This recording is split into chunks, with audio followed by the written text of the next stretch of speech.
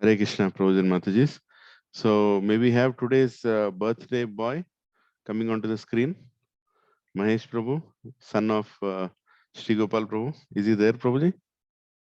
Yes, Prabhuji. Yes, he's there. Yes. So let's all Yes. of us wish him happy birthday first thing in the morning, and we'll also sing the kirtan for his birthday. Haribol, Mahesh Prabhu, how are you? Fine, Prabhuji. Hare Fine, Prabhuji. Fine, Hare Krishna, Prabhuji. Mahesh Prabhu. Dandavad Prabhu. Fine, Hare Prabhuji. Krishna, Hare Haribol, Hare Haribol. Krishna. Yes. So we also have a little Mahesh Prabhu. Where is he? Yes. Yeah. There you go. You all can see him. Yeah. So it is his birthday today. Yes, Mahesh. So how many years are you today? 11, Prabhuji. 11 years. Hari bol. You crossed 10. You become 11 now. And how about your elder brother? Prabhuji, 13 years. 13 years. So you think you can overtake him someday? No, Prabhuji. Hari. So let's all of us, pray for Mahesh Prabhu with 3 loud Hare Krishna mantras, and we'll also dedicate this kirtan for his spiritual progress and a healthy life. Hare Krishna, Hare Krishna, Krishna Krishna, Hare Hare, Hare Ram, Ram Ram, Hare Hare. Hare Krishna, Krishna Krishna, Hare Hare, Hare Ram, Ram Ram, Hare Hare. Hare Krishna, Krishna Krishna, Hare Hare, Hare Ram, Ram Ram, Hare Hare. Very nice. So, Thank you, Prabhuji. yeah. So, what are you going to do today on your birthday? Normal schedule. Normal schedule? No. It's not fair. Normal schedule नहीं. माता जी आप लोगों का तो party pending है अभी. Yes, प्रभु हम लोग छोड़ेंगे आज नहीं. गिरिराज प्रभु जी के डीटीज वेलकम होते थे और महेश का बर्थडे हाँ. भी साथ में सेलिब्रेट नहीं, होता था राधेश्याम प्रभु जी के साथ. नहीं अगर अग्रवाल फैमिली में कुछ भी होगा हम ग्रैंडली सेलिब्रेट करते हैं. कि उनको बहुत अच्छा प्रसाद मिलता है. हरे कृष्णा. हाँ तो महेश प्रभु मेरा छोटा सा रिकमेंडेशन है कि आज आप थोड़ा गौ सेवा कीजिए. आपके घर के पास अगर कोई गौशाला है. हाँ, Prabhuji. घर के पास है. अपना बीएस के तो थोड़ा दूर है. आज वहां जाना मुश्किल है, लेकिन घर के पास कोई गौशाला है तो जाके थोड़े केले खिला दो. हाँ है ना, 2 काउस है प्रभु जी, वहां जाते हैं हाँ रोटी बहुत अच्छी बात है. हरी. हाँ और गोमाता का आशीर्वाद ले लो. और हम सभी डिवोटीज के लिए भी प्रार्थना करो. हाँ we are very proud of you Mahesh Prabhu that you are part of our family. We are big family है ना, बड़ा family है अपना लोग का. हाँ and all the children are also very proud of Mahesh Prabhu. That is growing. He is a big devotee now. और आप अच्छा एक राउंड चैंटिंग भी करना आज पक्का. हाँ, हाँ Prabhuji. हाँ आज का प्लान है दिन भर माइनक्राफ्ट खेलना, बस वही प्लान है. अरे माइनक्राफ्ट तो मैं भी खेलता था जब मैं बचपन में था. वो खेलना चाहिए बच्चों को, लेकिन एक राउंड चैंट करके खेलना. ठीक है. हाँ हरी बोल. थैंक यू माता जी. थैंक यू वेरी मच प्रभु जी. Thank you all the devotees. Thank you. Hari बोल. Yeah, let's do some kirtan. जय राधा माधव कुंज बिहारी गोपी जन वल्लभ गिरिवर धारी. जय राधा माधव कुंज बिहारी जन वल्लभ गिरिवर धारी. जय राधा माधव कुंज बिहारी गोपी जन वल्लभ गिरिवर धारी. यशोदानंदन ब्रज जन रंजन यमुना तीर बनचारी. यशोदानंदन ब्रज जन रंजन यमुना तीर बनचारी. जय राधा माधव कुंज विहारी गोपी जन वल्लभ गिरिवर धारी. जय राधा माधव कुंज बिहारी गोपी जन वल्लभ गिरिवर धारी. यशोदानंदन ब्रज जन रंजन यमुना तीर बनचारी. यशोदानंदन ब्रजजन रंजन यमुना तीरवनचारी जय राधा माधव कुंज बिहारी गोपीजन वल्लभ गिरिवरधारी जय राधा माधव कुंज बिहारी जन वल्लभ गिरिवरधारी हरे कृष्णा कृष्णा कृष्णा हरे हरे हरे राम राम राम हरे हरे हरे कृष्णा कृष्णा कृष्णा हरे हरे हरे राम राम राम हरे हरे हरे कृष्णा कृष्णा कृष्णा हरे हरे हरे राम राम हरे हरे हरे कृष्णा कृष्णा कृष्णा हरे हरे हरे राम राम हरे हरे हरे कृष्णा कृष्णा कृष्णा हरे हरे हरे राम राम हरे हरे हरे कृष्णा कृष्णा कृष्णा हरे हरे हरे राम राम हरे हरे हरे कृष्णा कृष्णा हरे हरे हरे राम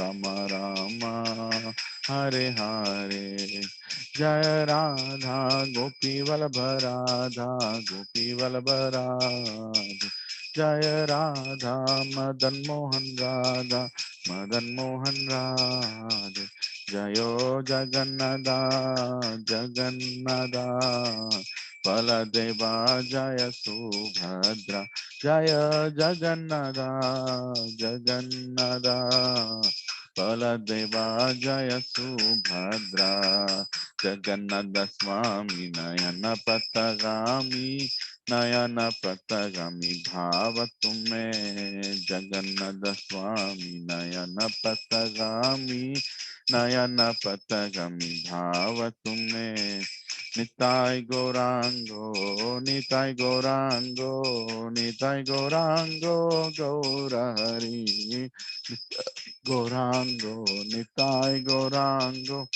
निताय गौरांगो गौरहरि जय सच्चिनंदन जय नंदन जय सच्चिनंदन गौरहरि जय सच्चिनंदन जय सच्चिनंदन जय सच्चिनंदन गौरहरि पतित पवन पतित पवन पतित पवन गौरहरि पतित पवन पतित पवन पतित पवन गौरहरि जय जय प्रभुपाद प्रभुपाद प्रभुपाद जय जय प्रभुपाद जय जय प्रभुपाद प्रभुपाद प्रभुपाद जय जय प्रभुपाद जय जय गुरुदेव गुरुदेव गुरुदेव जय जय गुरुदेव जय जय गुरुदेव गुरुदेव जय जय गुरुदेव निताय गौरा हरि बोल निताय गौर हरि बोल निताय गौर हरि बोल निताय गौर हरि बोल। श्री श्री श्री राधा मदन मोहन की जय, श्री राधा गोपी वल्लभ की जय, श्री जगन्नाथ बलदेव सुभद्रा माई की जय, श्री निताय गौरंग भगवान की जय, श्री लक्ष्मी नरसिम्हा स्वामी प्रहलाद महाराज की जय, श्री ब्रह्म मध्व गौड़ी गुरु परंपरा सांप्रदाय की जय, ऐसी भक्ति वेदांत स्वामी श्रील प्रभुपाद की जय, श्रील गुरुदेव की जय, निताय गौर हरि प्रेमानंदे। हरि हरि बोल। हरिनाम संकीर्तन की जय, श्री चैतन्य महाप्रभु की जय, श्री पंचतत्व की जय। ओम ज्ञानतिमिरान्धस्य ज्ञानाञ्जनशलाकया चक्षुरोन्मिलितं येन तस्मै श्रीगुरवे नमः। श्रीचैतन्यमनोभीष्टं स्थापितं येन भूतले स्वयं रूपः कदा मह्यं ददाति स्वपदान्तिकम्। वन्देऽहं श्रीगुरौ श्रीयुतापदकमलं श्रीगुरुं वैष्णवांश्च श्रीरूपं साग्रजातां सहगना रघुनाथान्वितं तं सजीवं साद्वैतं सावधूतं परिजना सहितं कृष्ण चैतन्य देवं श्रीराधा कृष्ण पदान् सहगना ललिता श्री विशाखान्वितांश्च। हे कृष्णा करुणा सिंधो दीनबंधो जगतपते गोपेशा गोपिका कांत राधा कांत नमोस्तुते। तप्त कांचना गौरांगी राधे वृंदावनेश्वरी वृषभानुसुते देवी प्रणमामि हरिप्रिये। वंशाकल्पतरुभ्यश्च कृपा सिन्धुभ्येव च पतितानां पावनेभ्यो वैष्णवेभ्यो नमो नमः। जय श्री कृष्णा चैतन्य प्रभु नित्यानंद श्री अद्वैत गदाधर श्रीवासादि गौर भक्त वृंद। हरे कृष्णा कृष्ण कृष्णा हरे हरे, हरे राम राम राम हरे हरे। ओम नमो भगवते वासुदेवाय, ओम नमो भगवते वासुदेवाय, ओम नमो भगवते वासुदेवाय। नारायणं नमस्कृत्यं नरं चैव नरोत्तमं देवीं सरस्वतीं व्यासं ततो जयमुदीरयेत्। नष्टप्रायेषु भद्रेषु नित्यं भागवत सेवया भगवती उत्तमश्लोके भक्तिर्भवति नैष्टिकी। कृष्णाय वासुदेवाय देवकी नंदनाय च नंदगोपः कुमाराय गोविंदाय नमो नमः। नमः पंकजनाभाय नमः पंकजमालिने नमः पंकजनेत्राय नमस्ते पंकजांग्रे। नमो महावदन्याय कृष्ण प्रेम प्रदायते कृष्णाय कृष्ण चैतन्य नामने गौरतिशे नमः। नमो ब्राह्मण्याय देवाय गो ब्राह्मण हिताय च जगद्दिताय कृष्णाय गोविंदाय नमो नमः। नमः ओम विष्णुपदाय कृष्ण पृष्ठाय भूतले श्रीमते भक्ति वेदांत स्वामिनिति नामिने।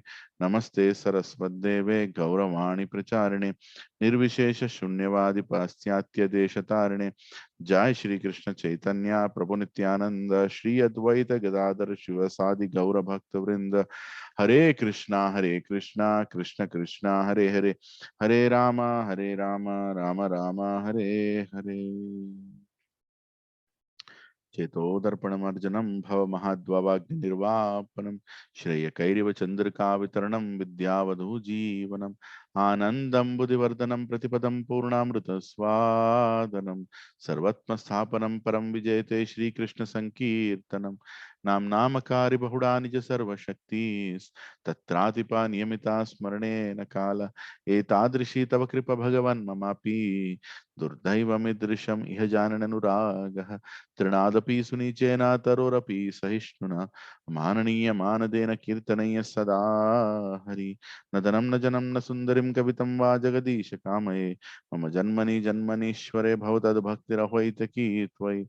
आयिनन्दतनुज किङ्करपतितमां विषमे भवाम्बुधौ कृपया तव पादपङ्कजसधूलिसदर्शं विचिन्तया नयनं गलदश्रुधारया वदनं गद्गदरुधाय गिरा पुलकिर्निचितं वपुकदा तव नाम ग्रहणे भविष्यति। युगायितं निमिषेण चक्षुषा प्रवर्षायितं शून्यायितं जगत्सर्वं गोविन्दं विरहेण मे आश्लिष्य वा पादरतं पिनस्तु मामादर्शनं मर्महतां करोतु वा यथा तथा विदहतो लम्पतो मात्प्रणनतस्तु एव नापर। हरे Krishna Krishna Krishna Hare Hare, Hare Rama, Rama Rama, Hare Hare. Hare Krishna, Krishna Krishna, Hare Hare. Hare Rama, Rama Rama, Hare Hare. Hare Krishna, Krishna Krishna, Hare Hare. Hare Rama, Rama Rama, Hare Hare. Om. अपवित्रो पवित्रो वा सर्वावस्थं गतोऽपि वा यत् स्मरेत् पुण्डरीकाक्षात् सभ्याभ्यन्तरं शुचे श्री विष्णु कुं करोति वाचालं पंगुं लंघयति गिरिं यत्कृपः तमो वन्दे Shri गुरुदिनतारिणं Shri परमानन्दमाधवं Shri Chaitanya ईश्वरम्. Hare Krishna. Hare Krishna. Prabhuji and Mataji, thank you for joining today morning's Bhagavatam class. Hare Krishna. Padma Mataji, Dandavat Pranam. Maheshwar Prabhuji, Hare Krishna, Dandavat Pranam Prabhuji. Am I audible? Am I clearly audible? Yes, yes. Hare Krishna. Audible, Raju, Prabhuji. Hare Krishna. Raju Prabhu and Shirsha Mataji, Dandavat Pranam, Hare Krishna.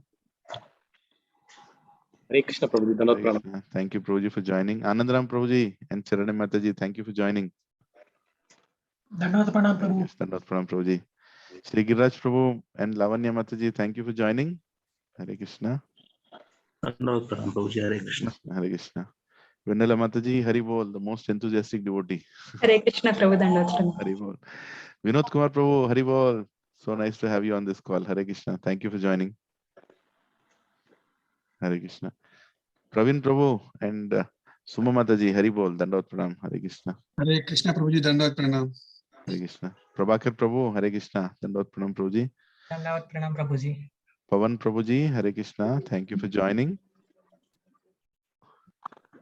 Yeah. Srinivas Prabhu, Hare Krishna. Thank you for joining. Anita Mataji. Gomati Mataji, Hare Krishna. Thank you for joining. Hare Krishna Prabhu. Hare Krishna Mataji. Loesh Prabhu and Haripriya Mataji, Hari Bol. Thank you for joining. Oh, we have Lalit Mohan Prabhu joining. Hari Bol. From where, Prabhuji? From Hyderabad? Hare Krishna. No Prabhuji, somewhere near Chittial Prabhuji. Huh? Chittial and Nakripal. Oh, you're on the way. Yeah, I'm on the way, Prabhuji. Hare Krishna, Hari Bol. So nice. Thank you for joining, Prabhuji. Thank you so much, Prabhuji. Yeah, Monica Mataji, Dandavata Pranam Mataji, Hare Krishna. Thank you for joining. Mahesh Prabhu and Prashanti Mataji, Hari Bol. Thank you for joining, Prabhuji. Hare Krishna. Animesh Prabhu, Hari Bol. Jai Jagannath, Hari Bol. Thank you for joining. Gyan Hari Mataji, Bol, also, Prabhuji. Dandavata Pranam, Prabhuji. Dandavata Hope you are all in good health. Amit Yes. Agarwal Prabhuji, Dandavata Pranam, Hare Krishna. Dandavata Prabhuji. Hare Pooja Krishna. Mataji and Praveen Prabhu, Hare Krishna. Hare Krishna Prabhu ji Dhanavad Pranam. Hope your health is doing good, Mataji.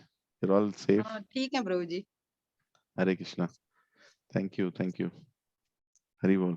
Oh, Satya Prabhu and Shirsha Mataji, Dandavata Pranam, Hare Krishna. Hare Krishna Prabhu ji Dhanavad Pranam. Nilesh Prabhu and Sunita Mataji. Surabhi Hare Mataji. Krishna Prabhuji, Hare Dandavata Krishna. Dandavata Pranam, Dandavata Pranam. Hare Krishna. Kalyani Mataji. Hare Krishna. Dandavata Pranam. Hari Bol. Hare Krishna. Yeah, Padma Mataji and Arvind Prabhu, Hari Bol, Dandavata Pranam. Hare Krishna. Hare Krishna Prabhu ji Hare Dhanavad Krishna Hare Pranam. Krishna. Dandavata Pranam. Hare Krishna. Soumya Mataji, Hare Krishna. Dandavata Pranam. Hari Hari. So Hare nice. Krishna Prabhuji, Dandavata Pranam. Gayatri Mataji and Krishna Prabhu, Hare Krishna. Dandavata Pranam. Shravya Mataji, Hari Bol, Hari Bol.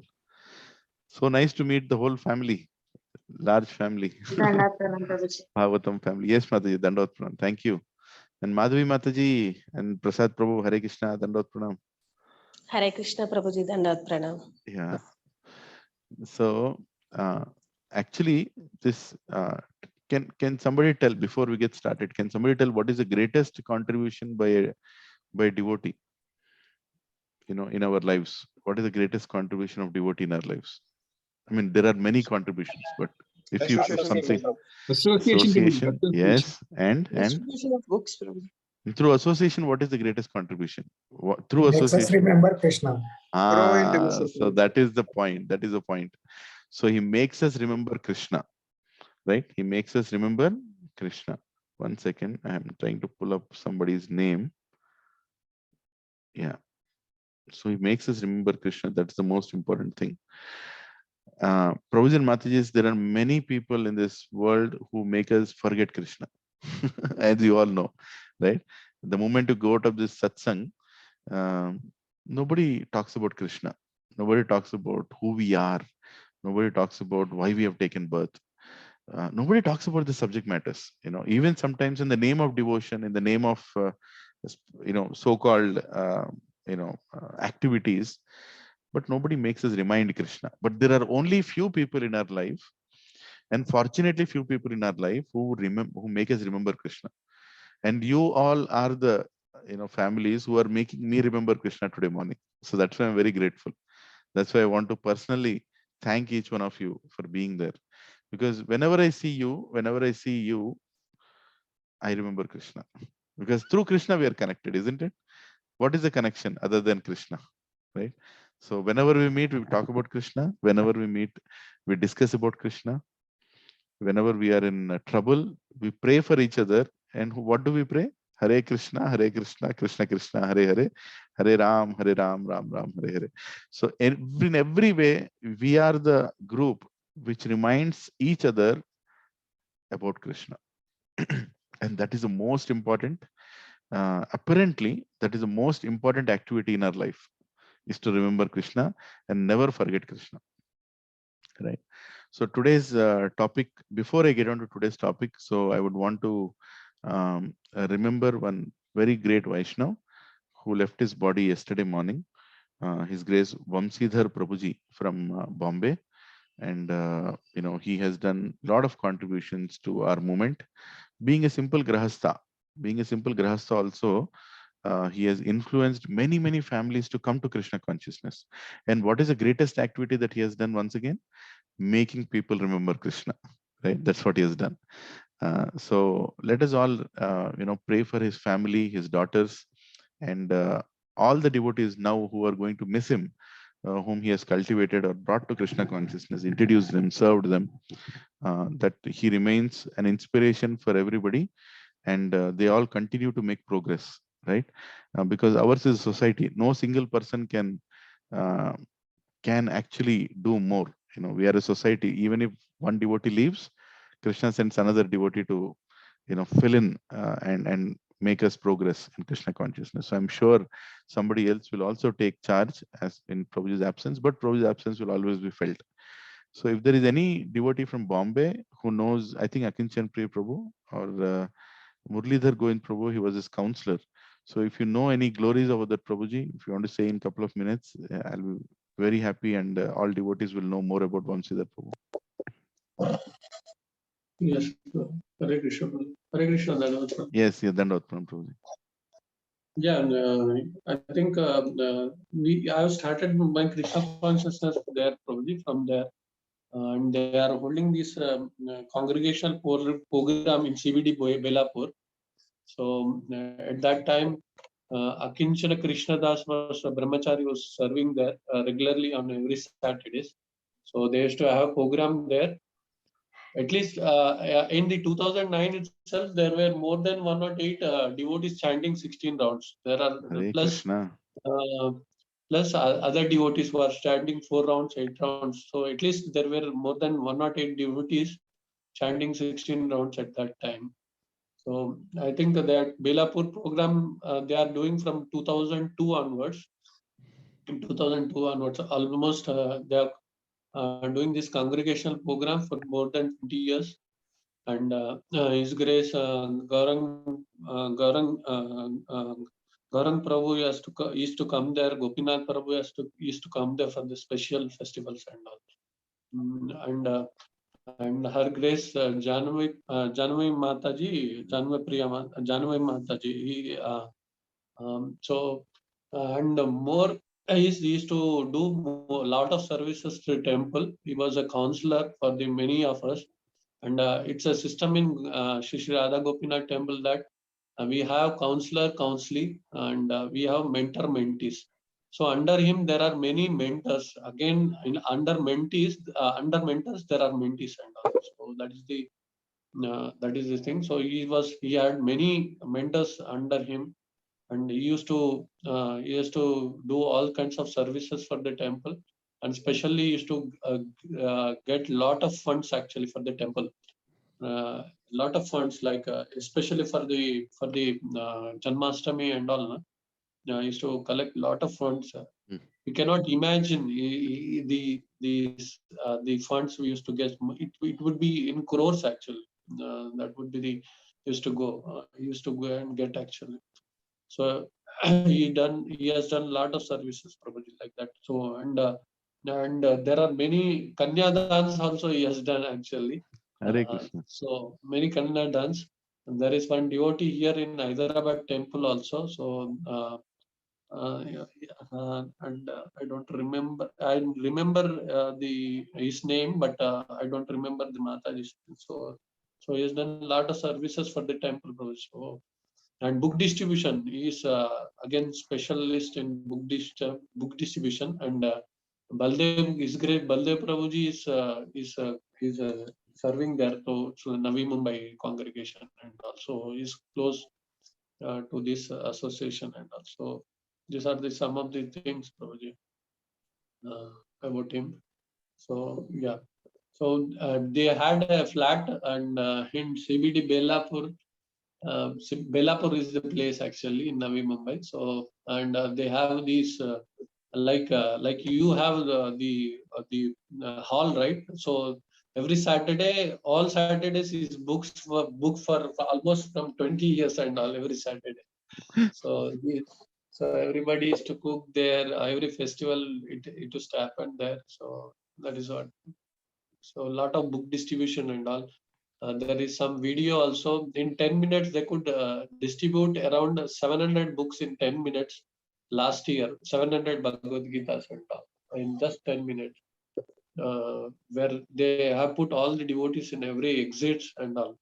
So yeah, I remember these when I remember a huge or big sizes, and I remember you and I remember him. You do all big projects, big size, anything, big book distribution, book donations, everything you do, and he also similar to you. Yo Rama, where did I come into picture, bro? I'm a useless fellow in some corner, but I'm so happy to hear about Vamsidhar Prabhu.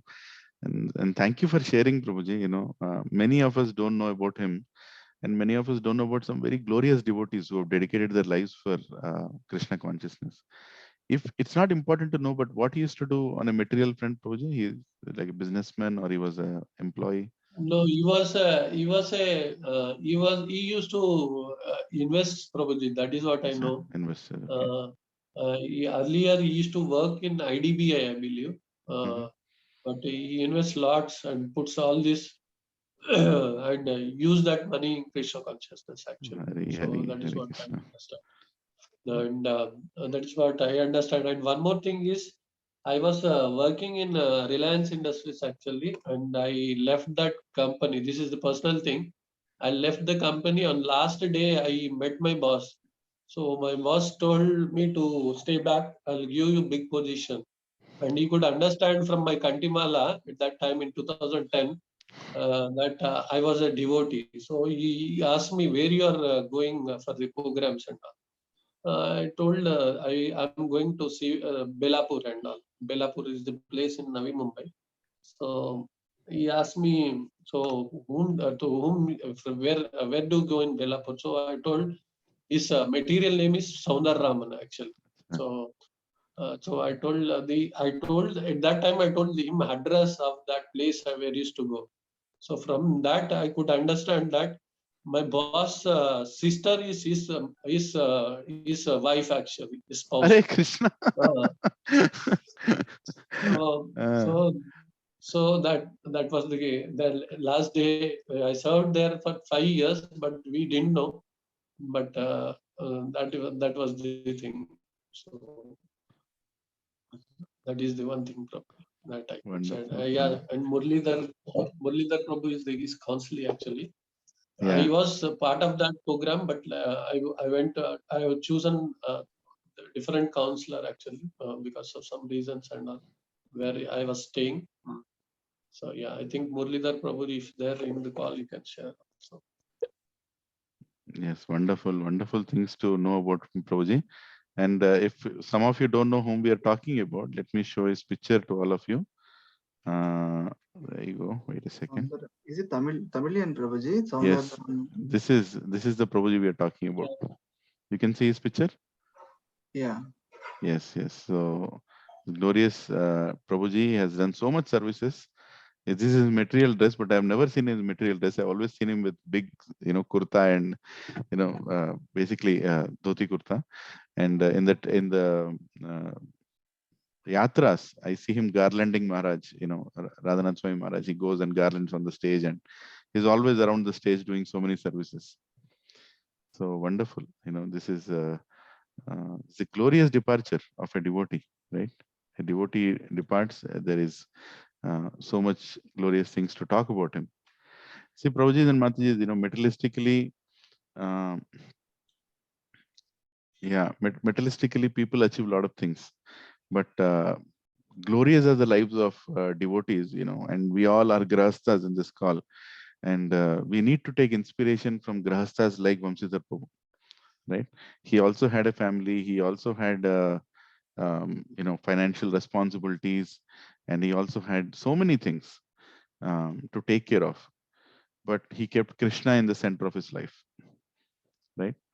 And so many people leave the body, but can you imagine, thousands of devotees are praying for him, thousands of devotees worldwide, right? For how he has brought them to Krishna consciousness, how he has inspired them to take initiations, how he has raised so many funds and services for Radha Gopinath Mandir, right? Lord Krishna, Radha Gopinath would have personally come and taken him, right? Okay, now come to Goloka. We have to do some fundraising there also. So we do some book distribution there. So these are glorious devotees, and we should remember them, and even if we don't know them, just by remembering such devotees, through other devotees who have been with them, we get inspired to do more service. Ultimately, this association of devotees that we have in Gachibowli is about inspiring each other, to surrender more, to serve more, to go back together. Bahut ho gaya, so we are creating a gang, so the whole gang goes back to Krishna. That's what we are doing, right? So that's what these glorious devotees do. Wherever they go, they create a gang, and we all together, go back to Krishna. Our gang leader is Prabhupada. and he'll take us all the way, to Krishna. So on this day, let us pray for his family, and let us thank from the sincere heart Vamsidhar Prabhu and many such great souls who have been part of our movement, International Society for Krishna Consciousness, who have dedicated their lives, their comforts, so many sacrifices that must have been done, so many difficult times that they must have accepted in service of Krishna. And let us thank them for their contributions, for their dedication and motivation that they have left behind while they have left all of us, by chanting once Hare Krishna mantra loudly. Hare Krishna, Hare Krishna, Krishna Krishna, Hare Hare, Hare Ram, Hare Ram, Ram Ram, Hare Hare. Hare Krishna. Thank you. Because of you, Kinchan Prabhu, we could know about Vamsidhar Prabhu. I didn't know that you were also like you started your spiritual life with Vamsidhar Prabhu. I thought only Murlidhar Govind Prabhu had. Hare Krishna. And fortunate to have you also here, Kinchan Prabhu, who are so nicely trained up in Krishna consciousness, and you're coming here and giving your association to all of us. Very, very grateful. Hare Krishna. Hari Bol. So Prabhuji, we will read a verse now from Srimad Bhagavatam. I'm choosing a verse of Sri Narad Muni discussing with Vyasdev from the first canto, 6th chapter.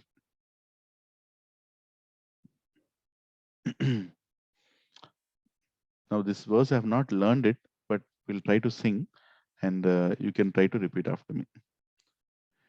Navai jano jatu katanchana vrajen Navai jano chana vrajan Navai jano jatu katanchana vrajen.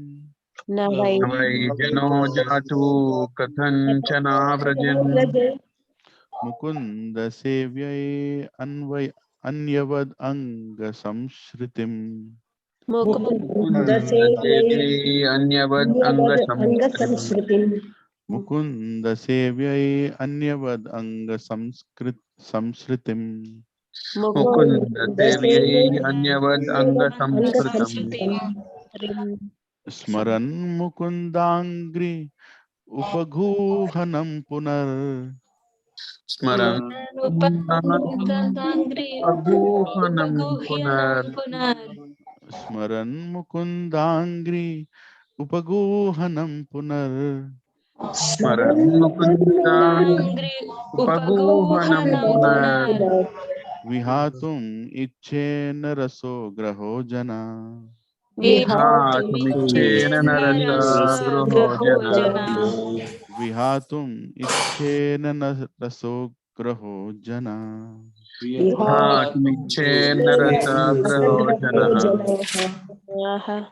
Thank you, Prabhupada Matis. Forgive me for my mistakes. We'll read the translation. Translation and purport by His Divine Grace, A.C. Bhaktivedanta Swami Srila Prabhupada Ki Jai. First, we'll read the synonyms. Please repeat after me. Na, Na, never. never, Why, why, certainly. certainly, Jana, Jana, a person. person, Dhatu, not at any time. at any time. Katanchana, Athanchana, somehow or other. somehow or other. Avrajet, Avrajit, does not undergo. not undergo. Mukunda Sevi, Mukunda Sevi, the devotee of the Lord. the devotee of the Lord. Anyavat, Anyavat, like others. like others. Anga, Anga, oh my dear. oh my dear, Samsritim, Samsritim, material existence. material existence. Smaran, Smaran, remembering. remembering. Mukunda Angri, Mukunda Angri, the lotus feet of the Lord. the lotus feet of the Lord. Upaghuhanam, Upaguhanam, embracing. embracing. Punaha, Punaha, again. again. Vihatum, Vihatum, willing to give up. willing to give up. Ichet, Ichhe, desire. desire. Na, Na, never. never. Rasagraha, Rasagraha, one who has released the mellow. one who has released the mellow. Janaha, Janaha, person. person. Yeah. Translation and the purport by His Divine Grace. Please repeat the translation after me. My dear Vyasa, My dear Vyasa, even though a devotee Even though it would a devotee of Lord Sri Krishna of Lord Sri Krishna Krishna sometimes falls down, sometimes falls down, somehow or other. somehow or other. He certainly does not undergo He does Does not not undergo only undergo material existence material existence like other like others, fruitive workers, etc. fruitive workers, etc. Because a person Because because a person who has once relished the taste who has who one has realized once taste of the lotus feet of the Lord of the feet of the Lord can do nothing but can do nothing but remember remember that ecstasy that ecstasy again and again. again and again. Hare Krishna. So my dear, so here in translation, I'll just read it once. My dear Vyasa, even though a devotee of Lord Krishna sometimes falls down somehow or the other, he certainly does not undergo material existence like others, fruitive workers, etc. Because a person who has once relished the taste of the lotus feet of the Lord can do nothing but remember that ecstasy again and again. Hare Krishna, right? So this is a conversation between Narad Muni and Vyasa. Narad Muni is telling Vyasadev, right? So I'll read the purport now. Please focus as I read the purport of Srila Prabhupada. A devotee of the Lord automatically becomes uninterested. Just mute everyone if there is some background noise. Yes, yeah. A devotee of the Lord automatically becomes uninterested in the enhancement of material existence because he is rasagraha, or one who has tasted the sweetness of the lotus feet of Lord Krishna. There are certainly many instances where devotees of the Lord have fallen down due to uncongenial association, just like fruitive workers who are always prone to degradation. But even though he falls down, a devotee is never to be considered the same as a fallen karmi. A karmi suffers the result of his own fruitive reactions, whereas a devotee is reformed by chastisement directed by the Lord himself. The sufferings of an orphan and the sufferings of a beloved child of a king are not one and the same. An orphan is really poor because he has no one to take care of him, but a beloved child of a rich man, although he appears to be on the same level as the orphan, is always under the vigilance of his capable father. A devotee of the Lord, due to wrong association, sometimes imitates the fruitive workers. The fruitive workers want to lord it over the material world. Similarly, a neophyte devotee foolishly thinks of accumulating some material power in exchange for devotional service. Such foolish devotees are sometimes put into difficulty by the Lord himself.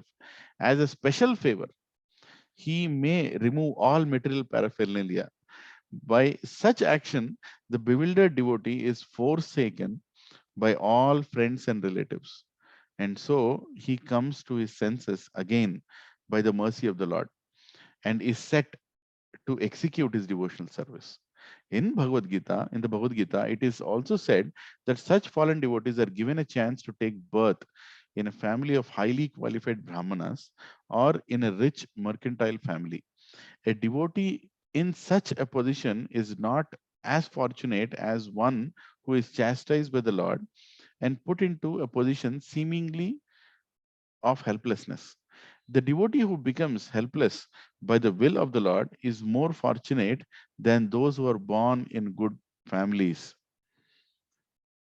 The fallen devotees born in a good family may forget the lotus feet of the Lord because they are less fortunate, but the devotee who is put into a forlorn condition is more fortunate because he swiftly remembers to the lotus feet of the Lord, thinking himself helpless all around. Pure devotional service is so spiritually relishable that a devotee becomes automatically uninterested in material enjoyment. That is the sign of perfection in progressive devotional service. A pure devotee continuously remembers the lotus feet of Lord Sri Krishna and does not forget him even for a moment, not even in exchange for all the opulence of the three worlds. Hare Krishna. Srila Prabhupada ki jai. So, Prabhuji and Matajis, here is a discussion between Vyasadev and Sri, Sri Narad Muni, where Vyasadev is confused why he is not feeling satisfaction after writing all the Vedas. And his spiritual master Narad Muni comes to his ashram. Right when the disciple is in need of the right guidance, Guru comes into his life. Right? So Narad Muni comes and there is a conversation where Narad Muni actually chastises his disciple, Vyasadev. Vyasadev is the compiler of the Vedas. He brought everything together. Such a great disciple. Huh? Sometimes the gurus have great disciples, but still gurus have the right to chastise the disciple. A disciple is never greater than his guru. In whatever situation the guru might be, in whatever situation the disciple might be, a disciple always remains a disciple of his guru. Like a child always remains the child of his mother and father, right? He'll never become a somebody who can chastise his mother and father. He'll always be their child in the same way. In fact, in a much stronger way, a disciple always remains subservient of his guru. So even disciple like Vyasdev got chastised by Narad Muni when he explained that, hey, Vyasdev, you have written everything, but you know what you have done? You have given people a medium for enjoyment in this material world now. These Vedas that you have written, now people will take those Vedas for leading a happy material life. You've given them so many options. ये करो तो ये मिलेगा, वो करो तो वो मिलेगा. इतना कुछ दे दिया, right? But where did you give them the main purpose of life? Where did you teach them about the love for Krishna? Where did you teach them how to go back to Krishna? Where did you teach them about the beauty of Krishna, about the attraction of Krishna, about the purpose of all the Vedas? Vedasya sarve rahme vivedyo, Vedanta krit vedaviteva chaham. Krishna is telling the Vedas are for understanding him. Where are you making him understand? You have shown Krishna like a negotiator in Mahabharata. You have shown Krishna like a, like somebody who is organizing a war, right? Where did you show as Krishna as the center of everything, right? See, Krishna can be seen in a battlefield. Krishna can be seen on a battlefield being a charioteer, right, of Arjuna. But where are you showing the love that Arjuna has towards Krishna? Arjuna was going to do the greatest war of his life, right? Arjuna was going to do the greatest war of his life. So being a Krishna conscious devotee, where did he keep Krishna? In the center of his heart. Not only in the center of his heart, but also in the center of his chariot. If you really see, who is the person sitting in the center on the chariot? On one side are the horses, other side is Arjuna. Who is sitting in between? Krishna, right? So Arjuna made sure that, Krishna is in the center of everything that he does. So Vyasdev, where did you glorify the glories of the Supreme Lord? You're only telling how should one approach the Supreme Lord, serve and enjoy and lead a good Varnashrama life, right? Like all this four ashramas, four Varnas you have, and you can lead, and this is the procedure, this is what, okay, and you're telling how to go to heavenly planets, and you're talking about liberation sometimes, dharma, artha, kama, moksha. Most of your Vedas are dealing with these four things. Where is bhakti, right? And then in that conversation, Narad Muni explains that, what is a glorious aspect of a devotee? Why devotional service has to be explained. Why is it one of the most important part of education? Why everybody should cultivate devotion, right? While he is explaining this, he talks about this verse, which you have just read now, that even if a devotee who is practiced for some time Krishna consciousness, even if he falls down, even if he leaves Krishna consciousness, goes back to his origin, his past activities or past habits, but he is always going to come back.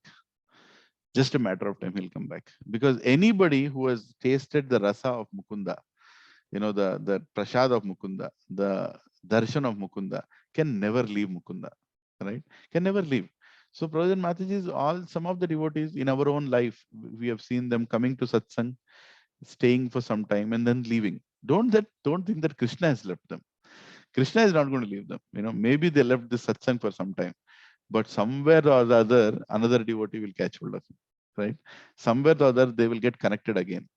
So we should not feel, of course, we should feel sad when somebody leaves satsang, but we should also pray that somebody catches again, right? And again pulls him into that satsang. I have seen personally so many people who became devotees, and sometimes I thought that they left Krishna consciousness, and after some time I got to know that they are so nicely advanced, right? And they are so happy in Krishna consciousness.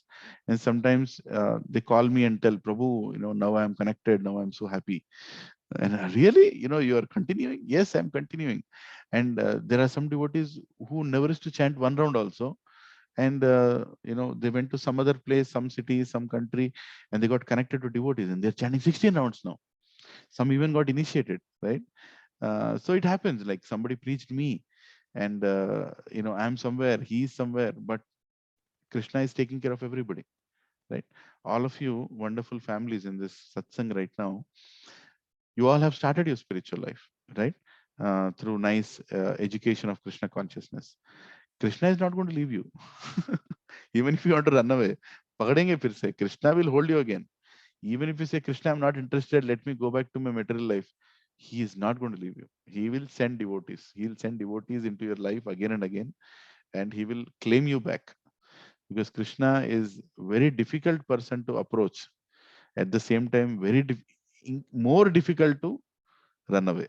He'll not leave any of his devotees, right? What to speak of the devotees who have served him, even in a small way. Even in a small way, he sees that service and it takes him away, right? Like I was hearing this I was reading this small article that somebody sent. A Muslim, when a pig was coming and attacking him or something like that happened, a pig came and pushed him down. Immediately he got very angry and it's like haram, haram, haram, haram. They were saying haram. And Lord Ram heard that and took him back to Ayodhya. Spiritual world, that he called my name. What to speak of all devotees here who are chanting Hare Krishna, Krishna Krishna, Hare Hare, Hare Ram, Ram Ram, Hare Hare. Don't you think Krishna is hearing it? Don't you think Lord Rama is hearing it? Balarama is hearing it, right? If they are. You should have the faith. You should have the spiritual life is about faith and being in an association that gives us that faith. So Narad Muni also speaks. So today, for some time, we'll discuss about Narad Muni's life also, right? I mean, a great devotee, transcendental associate of the Lord. So while he's speaking to Vyasadev, he says that, hey Vyasadev, in previous life, I was the son of a maid servant. I was the son of a maid servant and the only son. I was the only offspring. I had no brothers, sisters. So she took care of me very, nicely. My mother took care of me very nicely. And she was a maid servant of some sadhus, some bhakti Vedantas. That is the word used in Bhagavatam, right? Some bhakti Vedantas. The people who propagate bhakti, right? And who have full knowledge of the Vedas. So there are these bhakti Vedantas and they are traveling, and those bhakti Vedantas stopped by at a place during the rainy season. Now, rainy season, generally sadhus avoid to travel too much. They stay at a place and they glorify the Supreme Lord wherever they are. So my mother used to serve them. And being a child, 4 or 5 years old, this child, I was also interested hearing the glories of this, seeing the activities of the sadhus. Somehow I developed some attraction towards sadhus. Some attraction towards sadhus. Who is speaking here? Narad Muni is speaking here, not an ordinary person, right? So Narad Muni is saying, in previous life, I developed some attraction towards sadhus. And the sadhus used to sit down and they used to discuss about Lord Krishna. He used to discuss about the leelas of Lord Krishna, the bhajans of Lord Krishna, right? Everything, his appearance, disappearance, places, dham, everything they used to sit and discuss. And my mother used to take care of the services around. And somehow, Narad Muni says the Bhakti Vedantas were kind of a little merciful on me that they used to allow me to sit beside them. Like a child, like a small child. I just sit beside the Bhakti Vedantas. And while I was sitting, once I got the opportunity of eating the remnants of the prasadam that they ate, right? That they honored. So the sadhus were honoring prasadam, and then something was left in the plate. And the small child went and asked, "Can I have some?" And generally, when small children ask, it's so difficult to say no, right? And Bhaktivedantas would have seen, of course, Bhaktivedantas know the greatness of his soul because he is going to be Narad Muni. Bhaktivedantas are knowledgeable of everything, about everything. They can see a person and know how great the soul is, right?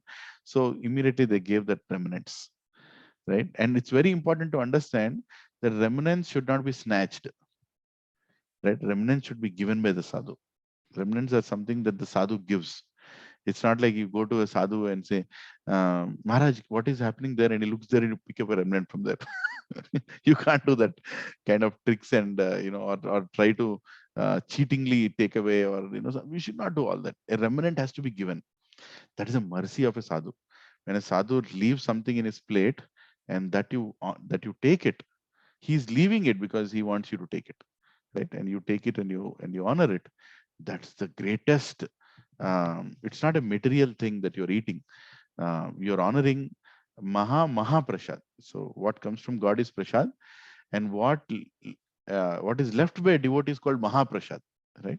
So you honor that, and immediately Lord Krishna is pleased that you have honored. See, normally eating jhuta is considered to be in a mode of ignorance. Bhagavad Gita says, eating from the same plate or eating from somebody else's plate or mixing things from different plates is the food becomes ignorant. It's mode of ignorance. But when it comes to taking food from a sadhu, from his plate is not mode of ignorance. It is Shuddha Sattva. It is in fact Bhakti. It's even higher, right? So there is a big difference.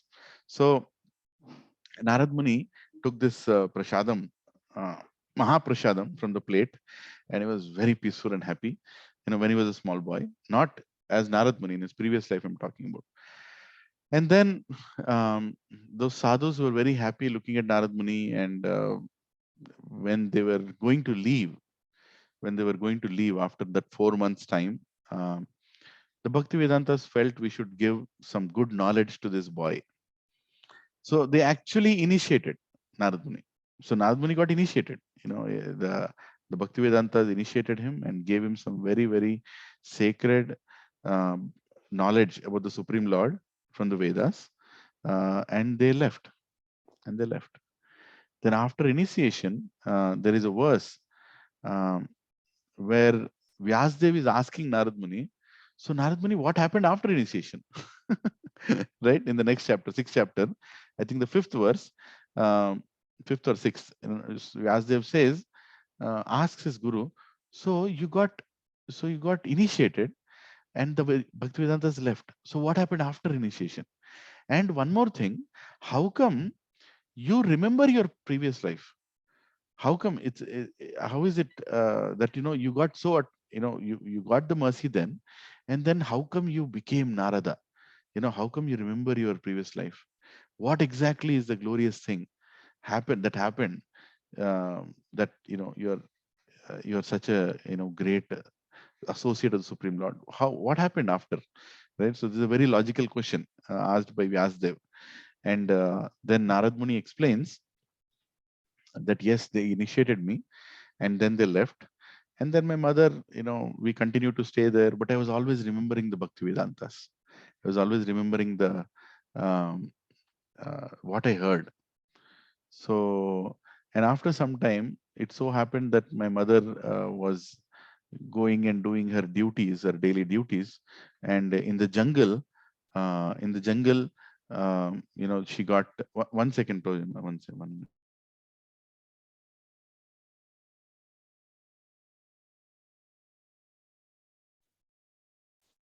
Yeah, sorry. So, so she was doing her normal duties and suddenly she was bit by a snake, right? And for a 5-year-old boy, he had nobody else except his mother, and his mother died as soon as the snake is bitten.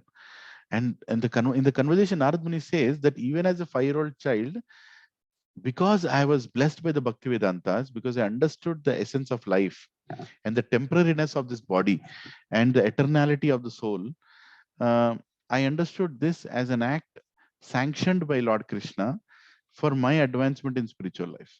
Can you imagine a small child making that statement that, yeah, I think Krishna, whatever he did is right. He took away my mother because now he wants me to do something more, right? Like that he thought. That was a conclusion of a great devotee, right? So then Narad Muni, what he did, we started traveling in forests. He started wandering into the different mountains, valleys, countries. He was just traveling, wandering in the forest, and he was appreciating the beauty of the nature, and he was also remembering the knowledge that he was given by Bhaktivedantas. And then while he remembered that knowledge, once he sat down at a place. He sat down at a place in between these forests, and he started meditating in his heart about Sri Krishna. He was trying to remember the form of Lord Krishna that was explained by these Bhaktivedantas, how attractive the Supreme Lord is, and how nice his darshan is. So he was remembering that, and he was, while he was remembering that, suddenly, like a splash of a second, the Supreme Lord appeared. Lord Krishna appeared, in his mind. Literally, the whole form appeared. Beautiful, radiant, right? This most attractive Sri Krishna, most attractive. There's nothing more attractive in the whole universe. That form appeared in front of Narad Muni, the little boy. And as soon as he saw that form, he was totally, astonished, and he fell in love with that form. And right when he was grasping and drinking the beauty, and suddenly the form disappeared. It just disappeared. Bhagavatam says, Narad Muni says, just disappeared, and then I was like, where did he go? Why did you go? I want to continue to see. I want that darshan again. And he was hankering, and he was trying to find that form. He was trying to find that same Krishna by going around the universe. He was going to one house, another country, another this, another that. He was continuing his journey, searching, searching, searching. Always remember Krishna, never forget Krishna. That's what Narad Muni was doing, right? He was continuously searching for Krishna, and he was chanting his names, right? Hare Krishna, Krishna Krishna, Hare Hare, Hare Ram, Ram Ram, Hare Hare. Hey Narayan, hey Mukunda, where are you? Where are you? That beautiful form that you have shown. Where are you? He was searching everywhere. And then Krishna once again appeared, right? Once again appeared and spoke to Narad Muni this time. Last time when he came, he did not speak. He just appeared and left. But this time, Supreme Lord, he spoke to him. I'm not sure if he appeared and spoke, but he spoke to him. That's what Bhagavatam says. And what did he speak? He told, hey Narada, you are searching for me and you have served my devotees Bhaktivedantas. So you will come to me. Don't worry.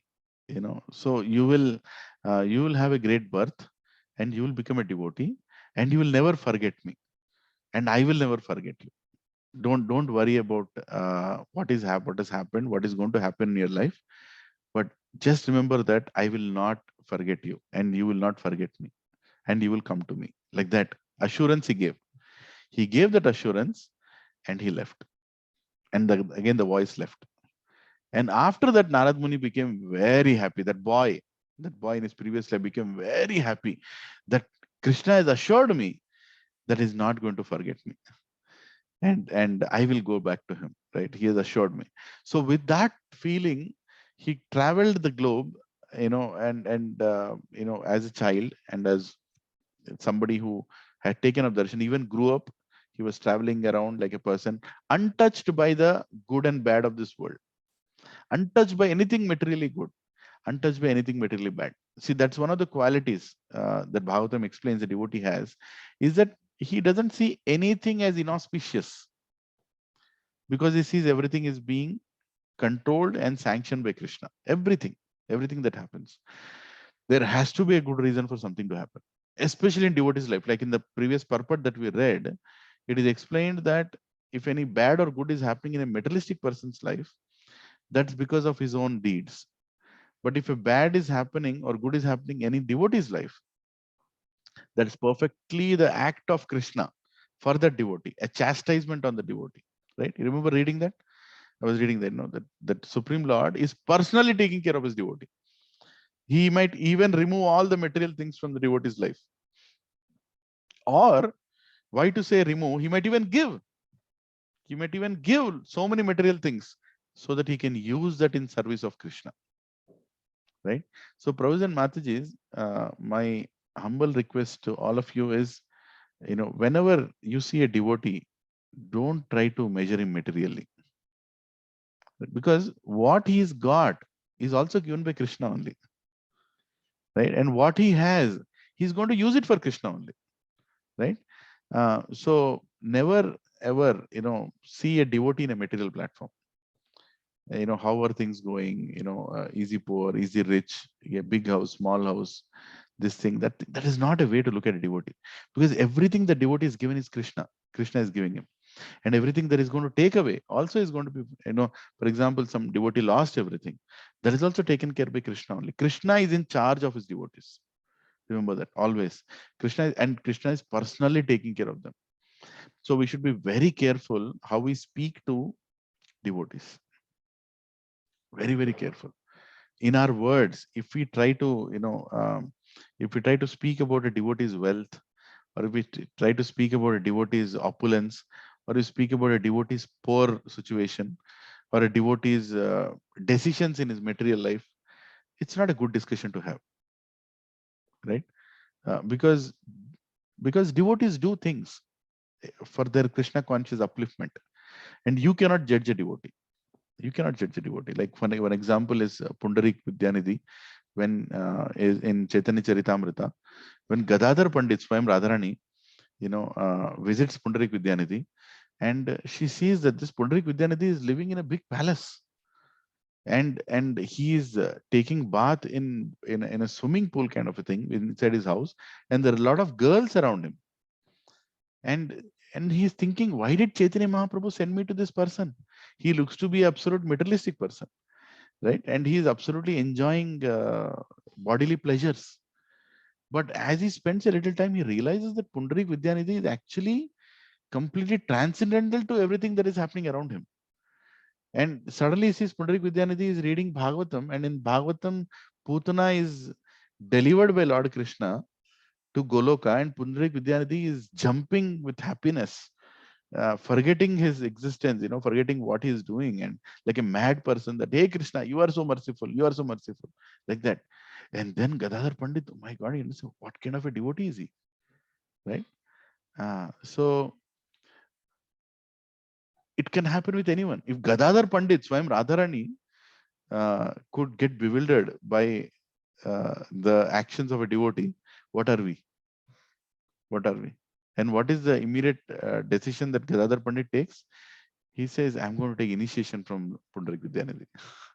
Because such a great devotee I have mistaken, and such a great devotee I have taken darshan also. So I'll take initiation. So she tells Chaitanya Mahaprabhu, can I take initiation from Gadadhar, from Pundarik Vidyanidhi? So he says, yes, why not? He's a glorious Krishna's devotee. So in our life also, we should, whenever you go and see a devotee, whatever material condition he might be, see how Krishna is part of his life. See how he is, see his altar, right? Not the altar made of wood, the altar of his heart, right?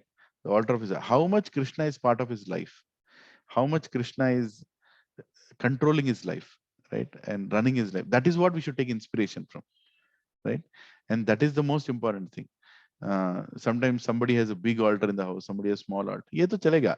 Whatever Krishna has given, that can be invested. But see how much service is happening on the altar, how much seva is happening to the altar. See, you can have a big altar and you're not even looking at Krishna in the house. You know what I'm saying? Krishna is there in the altar. Only when outside people come, you're like, oh, Krishna, Krishna. When nobody is there, you're not even looking at Krishna. How much bhoga are you giving to that Krishna in your home? How much service you're doing? How many festivals you're celebrating? How many times devotees are visiting? How many devotees are being served? How often Krishna is seeing sadhus in that house? This is what determines the altar in the heart. Are you all understanding, Prabhupada and Matajis? It's not about big altar. Sometimes oh Prabhuji, you have big altar. I'll have similar altar. I have big altar, small altar, wooden altar, marble altar, glass altar. this is not a way to look at things. Krishna, do you really think Krishna thinks about these things? No, Krishna is looking at our service at the altar. It can even be two photographs. It can even be two photographs and you're serving those photographs. And Krishna is very much reciprocating with the devotee. Like I see Mahalingam Ayar Prabhu's altar, right? Simple, right? Photographs one after the other, and then he serves them so nicely. Whenever I look at his altar, I feel envious. So much love he has on that altar, on the different photographs that he has kept, right? The other day I was seeing one devotee, a small bench, and on that bench he had little Gaurnitai and Radha Krishna Madan Mohan picture, and he's every day serving and doing that's all is important, right? And there is one Mataji in Pune, I forgot her name. She's known for making Chappan Bhog every Ekadashi, for Jagannath, right? So every Ekadashi she makes a big Chappan Bhog. And Chappan Bhog doesn't stop at Chappan Bhog. Problem with devotees, they multiply to 108 items also. So she'll make this big feast and then she'll call all the devotees and she'll serve them prasad. I don't know the size of her altar physically, but I can tell you the size of her altar inside her heart is very big. So this is how Narad Muni was totally engrossed keeping. He had a big altar of Krishna in his heart, and he was traveling around the world, and he was seeing Krishna everywhere. And then finally, one day he died. He left his body. And then Narad Muni says, what happens after his death? That's the amazing part. Now Krishna has given darshan to this soul, and then he's told that I will never forget you, and you will never forget me. Right? Of this, don't keep a doubt, because you have served Bhakti Vedantas and you have taken their prasadam. That's the only qualification of that child. Right? Now Narad Muni says that my soul again appeared. Brahma was sleeping. So what happened is, after his last he leaving his body, he was literally waiting for the day of Brahma to start. So it took some 4.3 billion years for Brahma to wake up again in the morning, and he has to start the creation again. And as soon as he started the creation, his soul, along with many other great souls, entered into Mahavishnu, and Mahavishnu sent them into this into this manifestation, the new manifestation that is starting.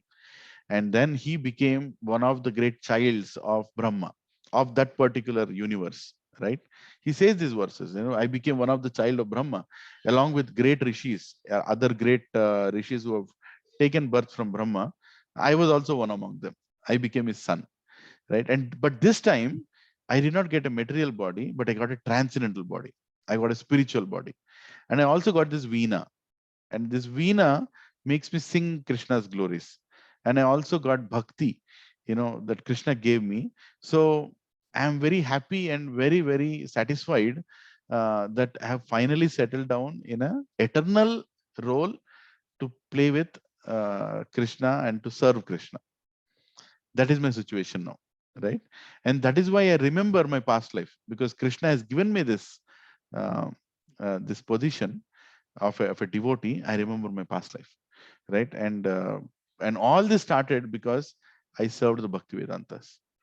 And whatever I am today, I'm going to do it for serving Krishna. And he includes me in his transcendental pastimes. Krishna is including me in my transcendental pastimes, and I have a role to play. And so I'm telling you, Vyasadev, that please glorify the Supreme Lord so people can reach Supreme Lord. That is my instruction to you. That is my instruction that you should follow.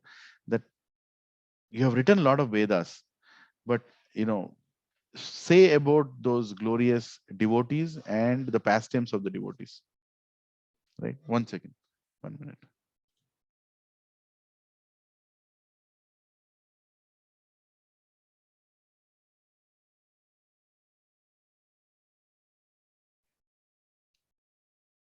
Yeah. So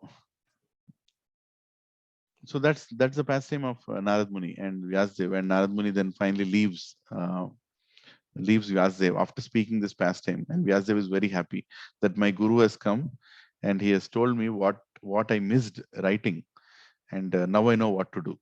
Right? So actually, if you see, it's a sweet pastime of past life that Narad Muni reveals. It's a very confidential pastime.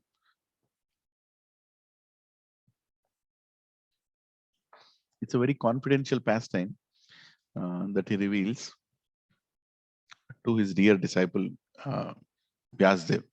And through Vyasdev, we are all able to hear, right? One devotee was telling about Prahlad Maharaj. Now, Baladev Prabhu, he was telling in one lecture that Prahlad Maharaj was in previous life, he was a young boy, and he was waiting to meet his girlfriend outside the village. So he's going outside and he's standing outside the village. So his girlfriend comes and meets him outside the village, right? So they were lovers, and he chose a very very secret place to meet his girlfriend.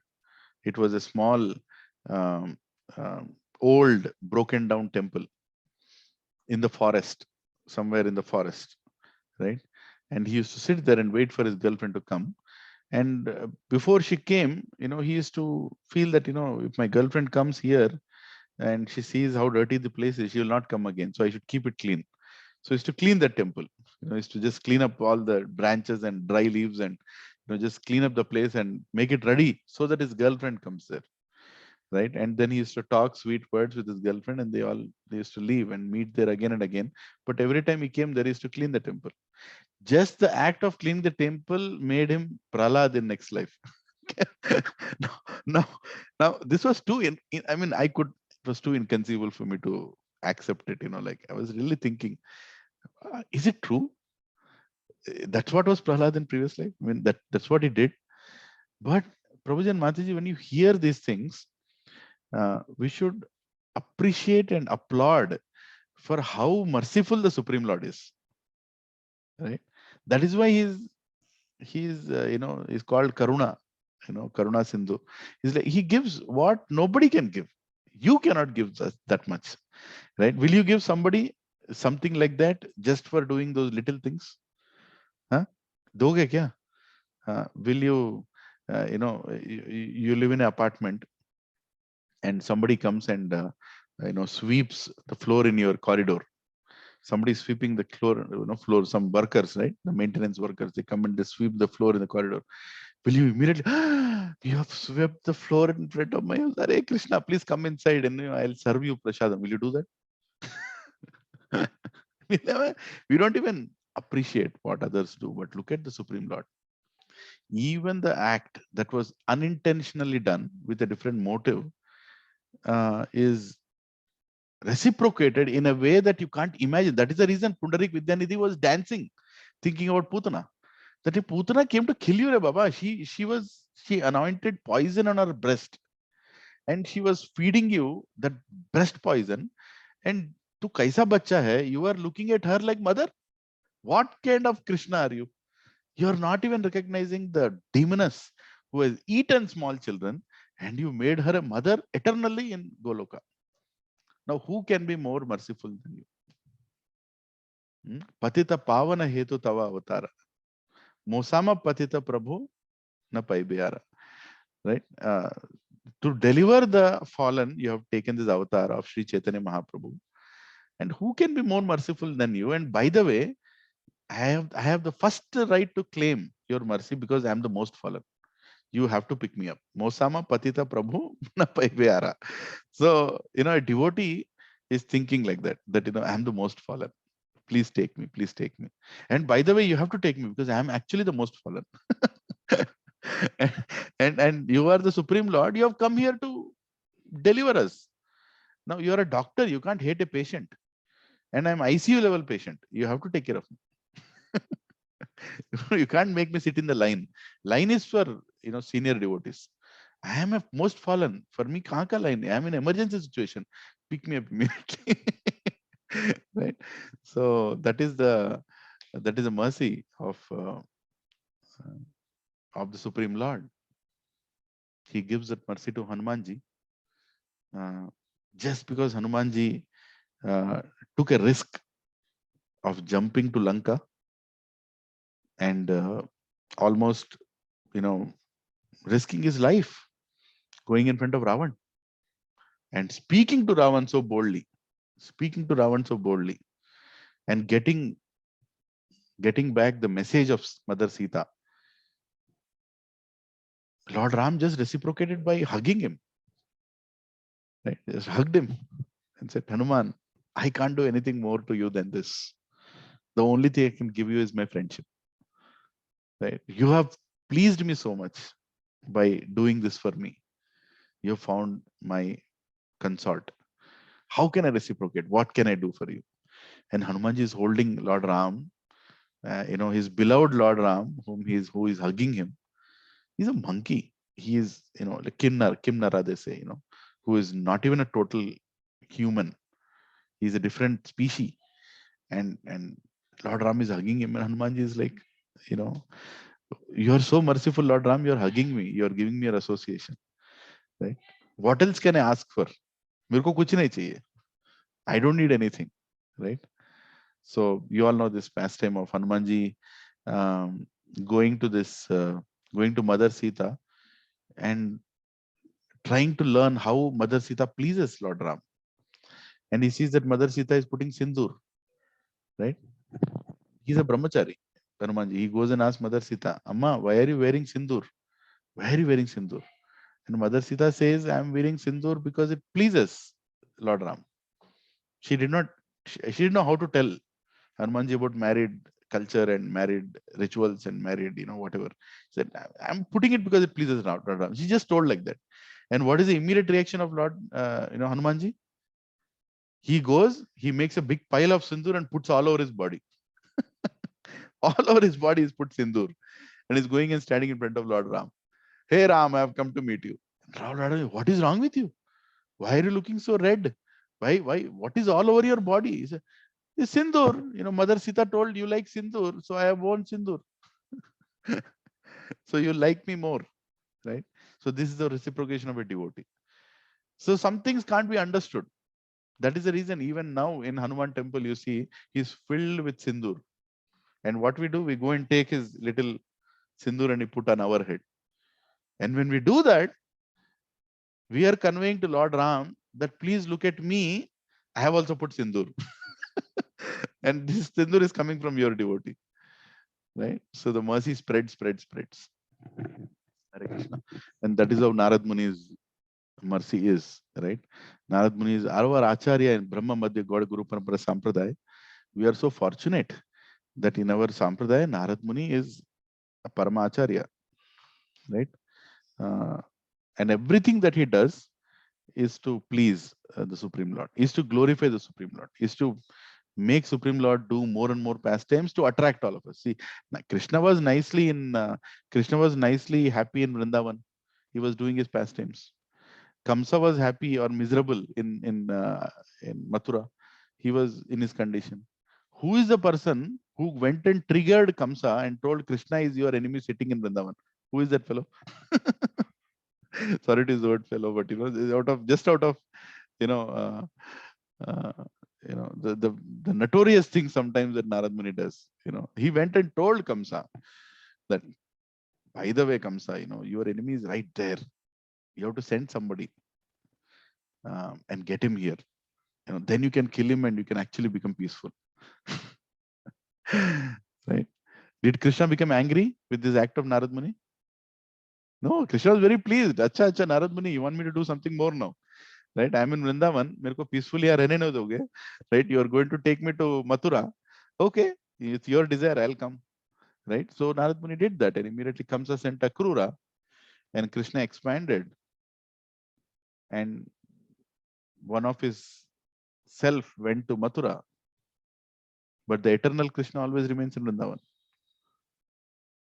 Right? So this is a whole pastime. So Narad Muni does so many things where he helps the Supreme Lord perform his pastimes in an even more delightful way. That is the service of Narad Muni. Right? He does all different things. Hare Krishna. Shri Narad Muni ki jai. Srila Vyasdev ki jai. Hare Krishna. I'll end it here. It's already 8:30. So any questions, reflections, thoughts? Hare Krishna, Prabhu. Hare Krishna Mataji. Prabhu, I have a small doubt from very long actually. Small doubt from very long time. So it must be a big doubt now. Go ahead, Mataji. Actually, Vrindavan Krishna never leaves Vrindavan, right? So why does Radharani and Gopis feel so much of separation if Krishna is always in? Hare Krishna. Well, it's transcendental to explain whether he has left Vrindavan or he has not left Vrindavan, right? So Vrindavan is in the heart of the Gopis. Vrindavan is in the heart of Radharani. And he is there always in the heart of, in their hearts. Yeah, and because he's there in their hearts and can't be seen physically, they're showing those all those emotions of separation. But in a way he has left, and in a way he has not left. For a Krishna conscious devotee, is Krishna there or he is not there? He's there and he's also not there. Right? A Krishna conscious devotee is searching for Krishna. At the same time, Krishna is also there in his heart. So it's a very advanced aspect to understand Krishna's never leaving Vrindavan. Krishna never leaving Vrindavan is something very advanced. And when we say he never leaves, the Goloka Vrindavan, the original Goloka Vrindavan, he never leaves. That is for sure. Right? This Bhauma Vrindavan, when he comes here, and he does his child pastimes and all those pastimes with the gopis, and he leaves to Mathura. But actually, he leaves physically, but he also remains there in their hearts. That is what Uddhava sees when he comes back and sees that these people are mad after you, Krishna. They are with you. I can't imagine seeing these gopis and Radharani. He speaks like that. So it's very difficult to conceive that love, whether he's there or not there. Thank you very much. I don't know. This is how much I can answer. If anybody else can answer more, please.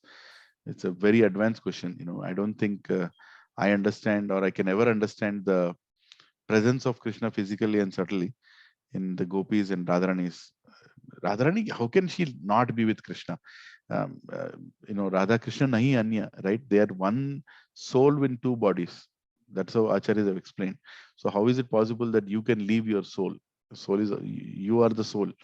Radharani is Krishna. Krishna is Radharani. Okay, thank you. Hare Krishna. Prabhuji, Hare Krishna. Hare Krishna, Mataji. Prabhuji, please accept my humble obeisances. Prabhuji, I have an unrelated question. Can I ask Prabhuji? Yeah, go ahead. Prabhuji, so the varna that a person has, is it related to the soul or is it related to the body, Prabhuji? Like, is it something fixed or it can change? Varna is a quality. Thank you for asking that question, Mataji. Dandavata Pranam. So, Varna is a quality given, and when you take a certain body, a Varna is a given, a quality, but it's also very subtle in nature. So the quality travels along with your subtle body, right? And the quality takes time to change. So I would not say it is purely part of the body, but depending on that Varna, the mode of the nature also influences, which comes, part of the body, right? Body is influenced with certain, body has senses, and these senses are attracted to sense objects, right? So depending on the quality that you have, that you're carrying from your past life, so you can control your senses, so you can control your desires. So everything is, it is at a bodily level, but it is also at something that goes along with your soul. It's not soul for sure. The only varna of soul is Gopi Padakamalayur Dasa Dasanudas. That's the only varna of soul. Always the servant of Krishna. But there is a subtle body and a gross body. Sukshma Sharira and Stula Sharira. As part of Stula Sharira, you have the 5 elements: earth, water, ether, air, fire. But as part of the subtle body, you have your mind, intelligence, and false ego, right? So your varna sits somewhere, along with your intelligence and with your mind, which kind of influences your decisions when you take a certain body. And it is given, of course, everything is given by Krishna, but every varna ultimately is designed in such a way that you can serve Krishna, every quality. Did I answer or did I not answer? Yes, Prabhuji, that helps me a lot. Prabhuji, just a little follow-up on this. So one changes the varna. So someone, if someone is in the Shudra varna, they change their varna, move toward the Brahman varna. Is that the understanding in terms of even the consciousness from Tamoguna to Sattvaguna, Shuddha Sattvaguna? One changes varna. Yes, definitely it's an elevation of change in varna. When you go from a Shudra to Vaishya to Kshatriya to Brahmana, it is elevation in consciousness where you are surrendering more and more, where you are serving more and more, when you're completely becoming, Brahmagyani, which is ultimately become Brahman, and you're serving the Supreme Lord. Yes, it is elevation, but let me also say that in every varna you are capable of reaching the Supreme Lord. It is not like only when you become a Brahmana you reach. Even as a Vaishya you can reach, even as a Shudra you can reach. Krishna gives that access. And it's not like varna elevation. It's not we're not telling people, we never tell people that, you're a Shudra in this life, so become a Brahmana, then you'll go to Krishna. No. So devotee is above these varnas, right? Devotion and bhakti is above these varnas. And in whichever varna you are, when you when you perform the devotion, you can reach God. Do people change varna? Yeah, they might change, over a period of time, not external, internal. Varna is very, very internal, your nature. In fact, in Bhagavad Gita, third chapter, I think Lord Krishna says that it's better to perform your duty according to your varna, according to your prescribed duty, rather than trying to do some other's duty. Right? So whatever varna you have, qualities you have, the same thing you can employ in Krishna consciousness, and elevate yourself. You don't have to change that. You don't have to do some other things. If you're a Kshatriya, you can act like a Kshatriya. You don't have to pretend like a Brahmana. Or don't think that by becoming Brahmana, I'll serve you better. Even being a Kshatriya, you can serve me and you can please me. So one doesn't need to change Varna. But if somebody his qualities are changing towards a higher Varna, that's also in a way elevation only. So you can do more activities which are closer to God. For example, Brahmanas spend 100% time with God. Kshatriyas, they serve Brahmanas, but they also have to take care of the administrative activities. So it's not a 100% time, but consciousness 100%. But in activities, sometimes they have to do a lot of materialistic activities. Vaishyas, they have to deal with money, absolute material wealth and all they have to deal with, right? But they're Krishna conscious, but their activities sometimes are, very material in nature. And Shudras, they don't understand much about God, but they are simply serving the other three Varnas according to their direction. So their nature of surrender is very high, right? So I don't know if I answered. Can you ask your question again? I got a little confused. No, Prabhuji, it answered my question. Absolutely, I got the answer. What was your question again? Okay, the question was, Prabhuji, like as one transcends like modes of ignorance to mode of goodness for elevation of consciousness. Similarly, are they moving from the Shudra kind of varna to a varna of the Brahmana? Because these modes also directly influence the varnas, and Yes. because I'm strongly contemplating how a person with lot of tamoguna can make elevation to be make elevation in consciousness with all the tamoguna qualities. So how can is it necessary then for a Shudra to make that transition first to a Brahmana, to a Sattvaguna, and then only make a transition to pure consciousness? Okay, now I understood. Now understood. So Mataji, we don't have to relate these two concepts because they can independently also exist, right? Sometimes it confuses us thinking that, okay, Shudra has to elevate himself to mode of to become Shudra has to become a Brahmana to show elevation. No, it's not needed. So Varna in itself is independent, right? And whichever Varna you are, you can perform pure devotional service. You can go to Shuddha Sattva. A Brahmana Brahmana chooses to do Sattva-guna activities. Let me put it like that. Brahmana naturally chooses to do Sattva-guna activities, right? But if a Brahmana doesn't do Sattva-guna activities, then is worse than a Shudra, right? He chooses, like there are so many people who have taken birth in Brahmana families today, but they drink, they eat meat, they have filthy conversations, they don't believe in God.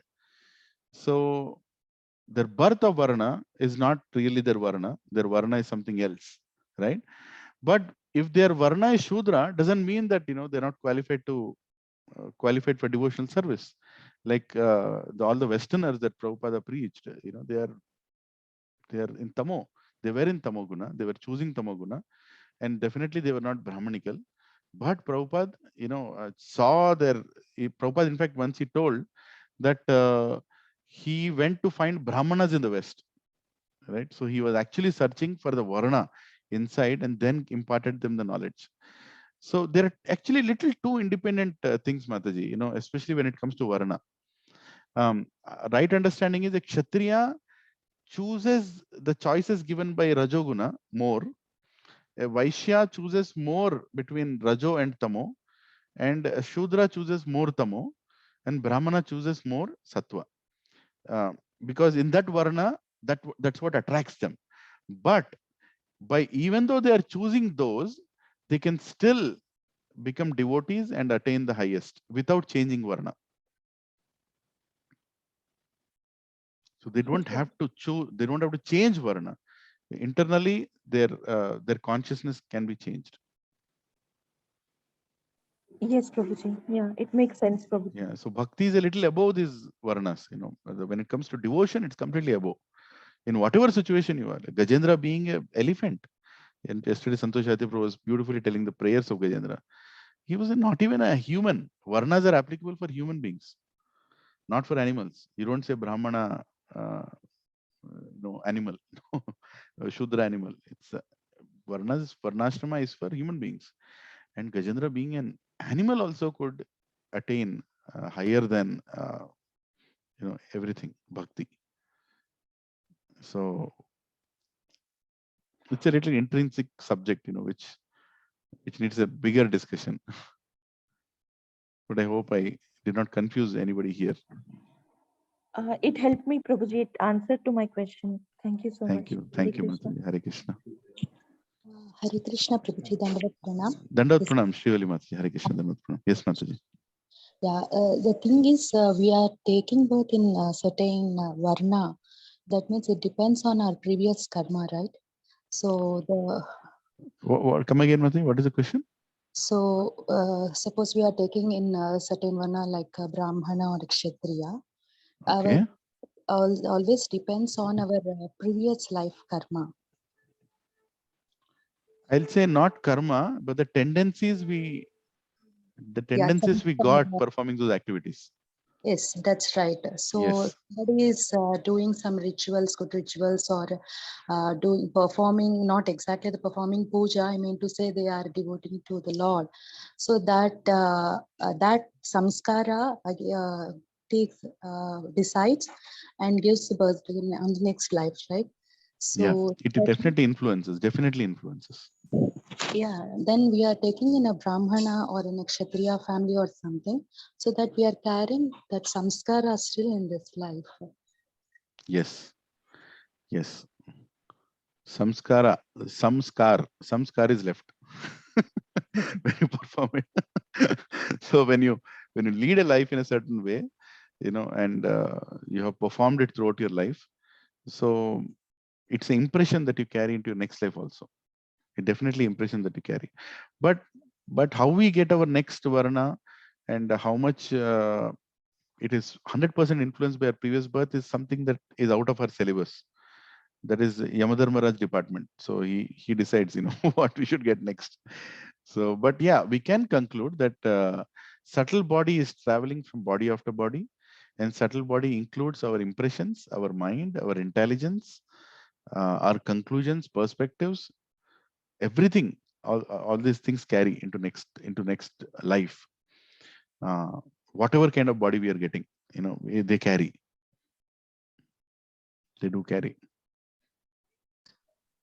Okay, Prabhuji. Yeah. Thank you. Thank you. Thank you, man.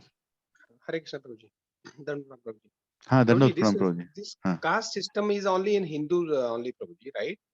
Because in like Christian or this Muslim, right, or other, they have like this Brahmana, Kshatriya, Shudra, because they have Varna, but they don't have like he born in Brahman family, like caste wise. That is only in Hindu, Prabhuji. Am I right or wrong?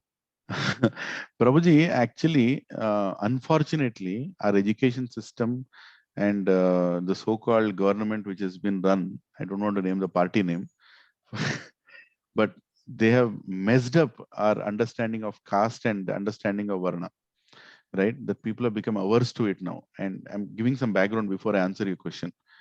Varnashrama is there applicable to every human being, like Prabhupada explains, around the planet. Right? Correct. Which, whether you're a Christian, whether you're Muslim, whether you're a Hindu, Zoroastrian, Buddhist, doesn't matter. There is a Brahmana, there is a Kshatriya, there is a Vaishya, there is a Shudra. These are the qualities. Chatur Varnam Maya Shreshtam Guna Karma Vibhagasha. Krishna is telling in Bhagavad Gita that I am the one who created it. And I have given that quality to all the human beings. So there is no question whether it is relevant in relation to any religion. Sanatan Dharma is eternal. Varnashrama is applicable around every human species. That is number one. Second, Prabhuji, when it comes to caste system, see, depending on your varna, you perform certain activities. Brahmanical activities are performed by people who are in mode of goodness, and they have that, in them to get that knowledge and propagate that knowledge. Brahmagyan. Kshatriya activities, Vaishya activities. In the same way, there are certain vocations like a goldsmith, right, or a trader, or a agriculturist, or a dhobi, or somebody who cuts hair. क्या कहते हैं उसको? I forgot. Barber, right? Somebody who potter, like potting community, right? Now these all communities are doing their own vocations. They are doing their vocations, and all of them, you can say, are partly Vaishyas and partly Shudras.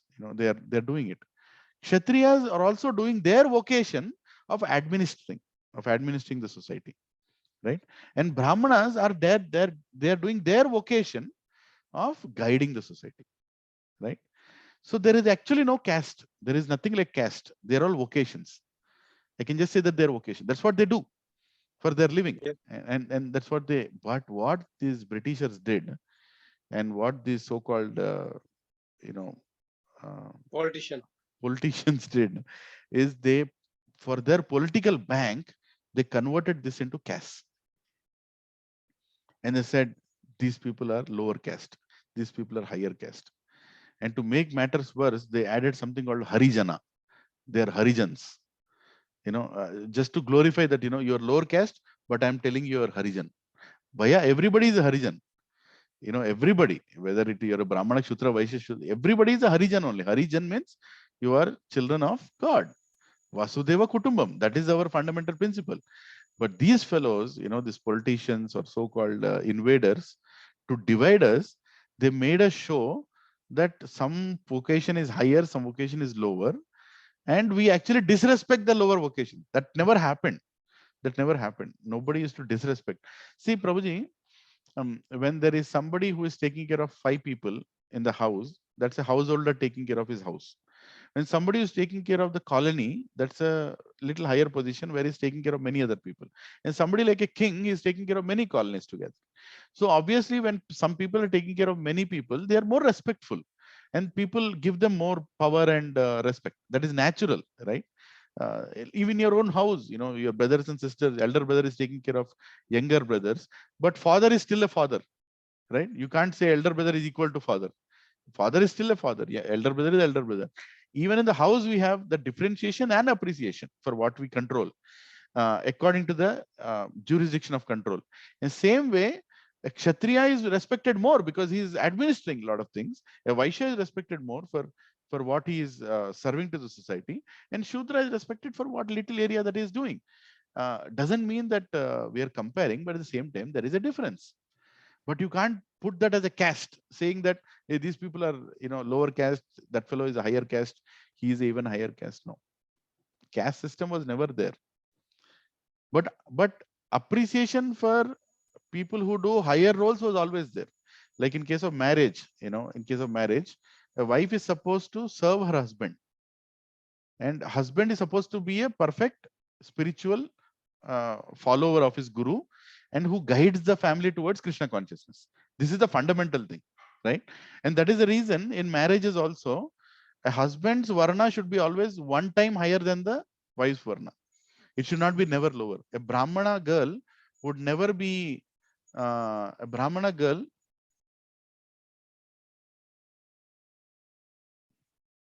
Yeah, a Brahmana girl would never be married to a Kshatriya boy. A Brahmana girl would get married to a Brahmana boy only. Right? A Kshatriya girl would get married to a Brahmana boy. Or a Shudra girl can get married to any of the 4 varnas of a boy. But if it reverse, then the marriage will not work. It will not work. You know, a lot of Okay. difficulties will come. I mean, it's a different That is- topic. It's a different topic that I'm getting into. But what I'm trying to tell, that this hierarchy of caste and everything, the name tagging that has been given and the way it is propagated is wrong. But that is a vocation of people. So answering to your finally your question, does Islam and does Christianity have varnas? Yes, they have, but they don't know. They don't know. You know, they're not that educated into Hare Krishna varnashram Prabhuji. system. Lilananda Prabhu. 1 minute, let me just finish I'm my sorry. answer. Let me just finish my answer. So another question that you asked, Prabhuji, is caste system, is it there in Brahmanas? And should, if remove the word caste, just replace it with vocation. Vocations are there even in Muslims, even in Christians. Correct. It's the same thing. Correct. It's the same thing. Yeah, that.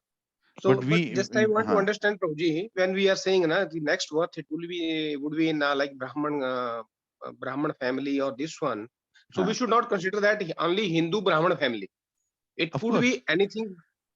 Yes.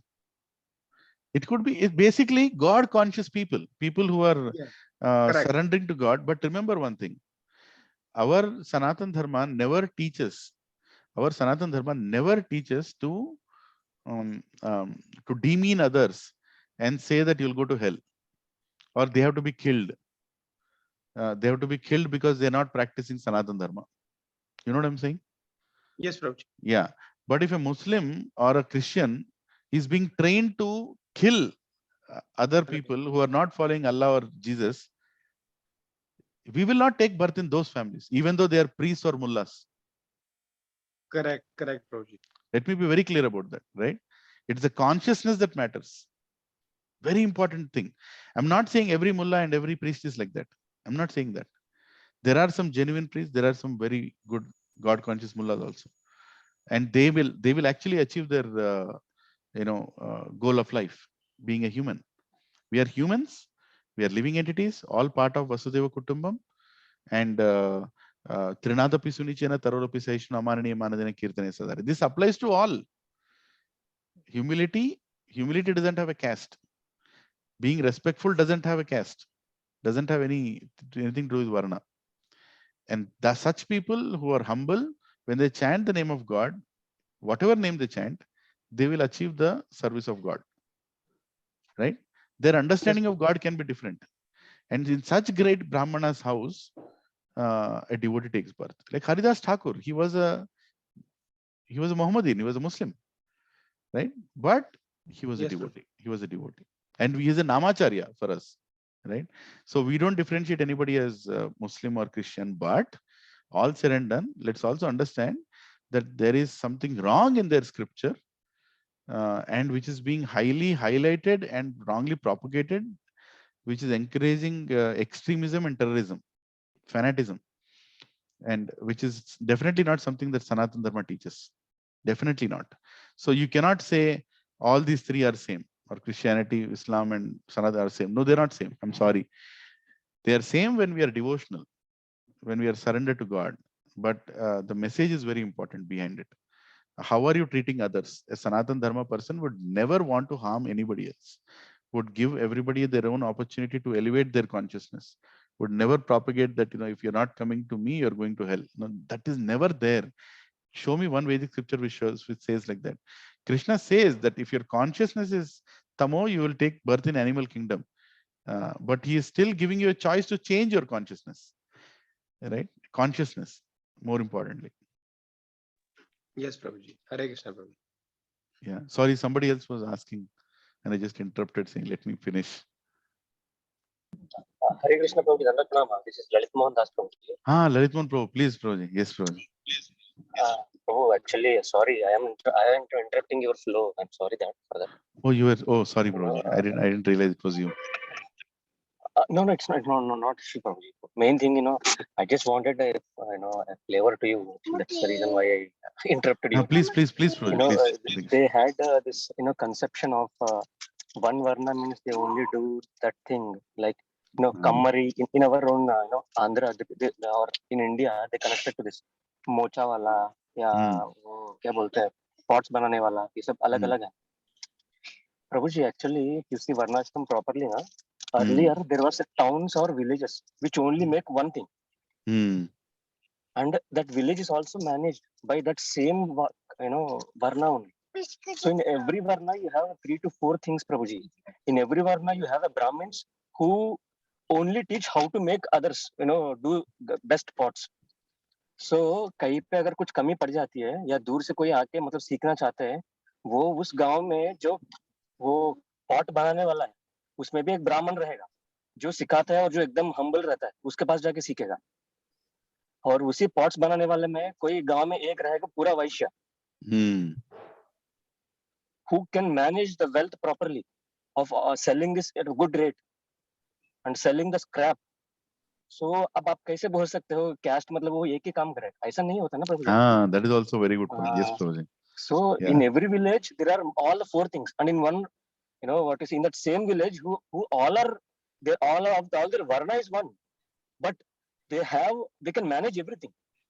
Means of this one of this all the people who has same varna, there are some who does brahminical, they are brahminical, and there are some vaishyas, and there are some kshatriyas in that, and there are some who can do 200 pots a day. Generally pot making capacity is 20 per day, but they can do 200.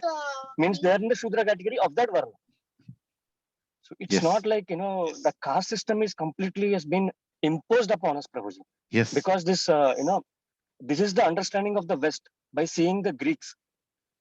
Greeks, because of this Persian attacks on them, what they have done is initially जो अच्छा करेगा, जो वो काम अच्छा करेगा उसको पूरा वही करना, बाकी उसको छोड़ दो बस। तो वो segregation हो गया वहां पे। If you see the Macedonians earlier, either they would be whole village or whole kingdom would be fighters, and whole kingdom would be administrators, or whole city would be brahminical. In Western countries and civilizations also they have this, Prabhuji. Else where would you get this clergy class? And why the French Revolution has taken place? Because this aristocracy has gone to very high. तो उसको पूरा मारना. So that's how directly or indirectly everything is there in every varna, Prabhuji. And in India it's not like that actually. It's like in every village where you can make only pots, in that only you can find 4 varnas only. So this understanding of caste and varna, we should very keep it aside. Like what you said, Lilananda Prabhu, very correctly. I just wanted to add this one point. In every varna also there are sub-varnas actually. The many. It's a very intrinsic topic. It's not, and for us, Prabhuji, in today's day and time, it is very difficult to understand it also because it's so brutally destroyed. Being in the city in Gachibowli, sitting between these buildings, what can I talk about Varnashrama? And what can I understand Varnashrama? Thank you, Lalit Mohan Prabhu. Yeah. Sorry for interrupting you, Prabhuji. I'm sorry. Oh no, Prabhuji. This is no. We all are learning. We all are learning, Prabhuji. I'm grateful that you have done it. You have interrupted but I'm sorry. I didn't know it was you. I was in a flow. I thought I'll just finish that and ask. Yeah.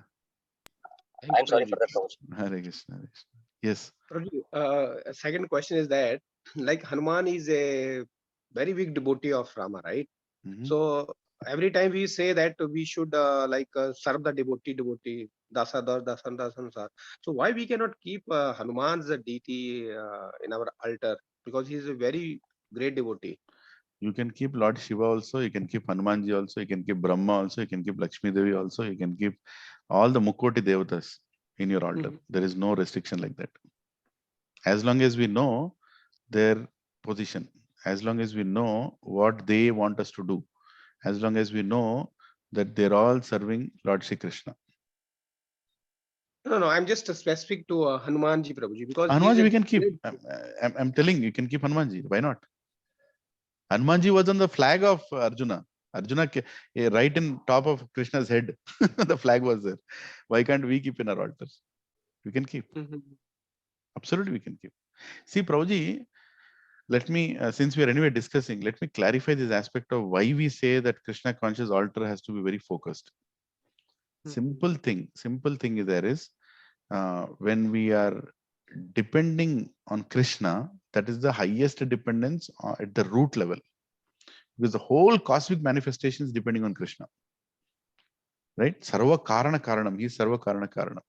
And we want to go out of this material world, our dependence should be very single pointed, and it should not be disturbed, but even in any way, right? Because of us, if we have proper right consciousness, you can keep Hanumanji, you can keep so many other great devotees, but nowhere, see, our tendency is, okay, tum karo, tum bhi thoda karo. Yes, You do, you also do a little. Maybe he'll forget doing, you do it. This business mentality comes into point, where you have more than one people to depend on.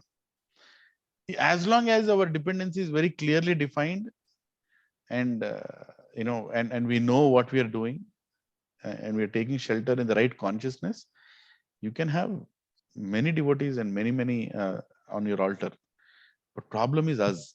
That is the reason in Vaishnava Sampradayas, Narayan is always kept at the top.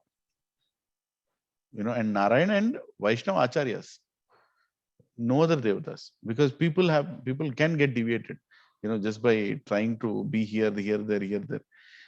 Just to keep people's focus, they have told like that.